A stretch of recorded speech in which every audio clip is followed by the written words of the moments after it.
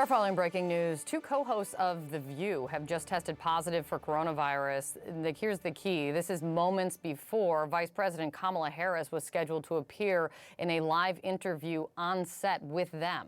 Our former colleagues, Ana Navarro and Sunny Hostin, were taken off the set after learning of these test results. I want to play for you the moment that this was announced. Watch this.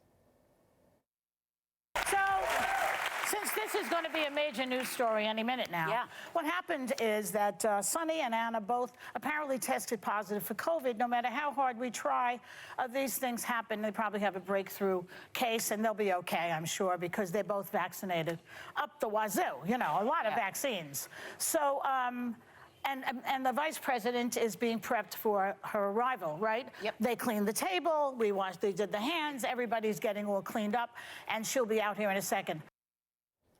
Well, first and foremost, it's good to hear that Anna and Sunny are doing okay. But let me bring in CNN's Brian Stelter and Jeremy Diamond for more on this. Brian, can you tell us more about what you're learning has happened?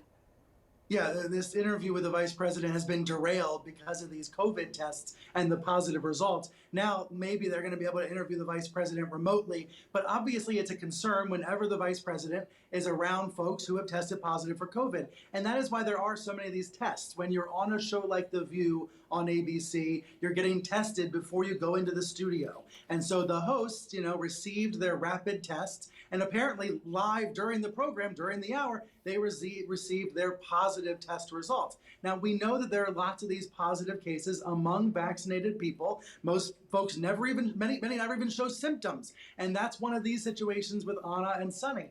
Feeling just fine, but it turns out in their nose is a little bit of COVID, and so they were having to leave the set. But it does derail the vice presidential interview as a result. This was an interview that's been on the books for weeks, Kate, a very big moment for the first female vice president on this talk show geared toward women, and now who knows what'll happen.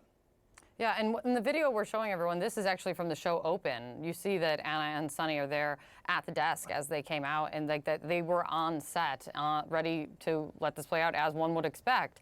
So, Jeremy, what have you heard from the vice president's office about this?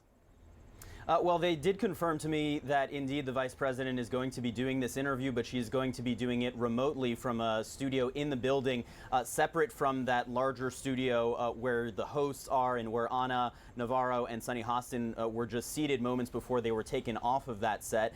We are also hearing, according to a White House official, that the vice president did not interact with Ana Navarro or Sunny Hostin before the show. So there's no indication that she has been exposed or that she is a contact as it relates to both of those women testing positive for coronavirus. But obviously, this is an abundance of caution that the White House is taking these precautions to keep the vice president out of the room where the other hosts who have not tested positive but who were clearly in contact with Ana Navarro and Sunny Hostin are still seated.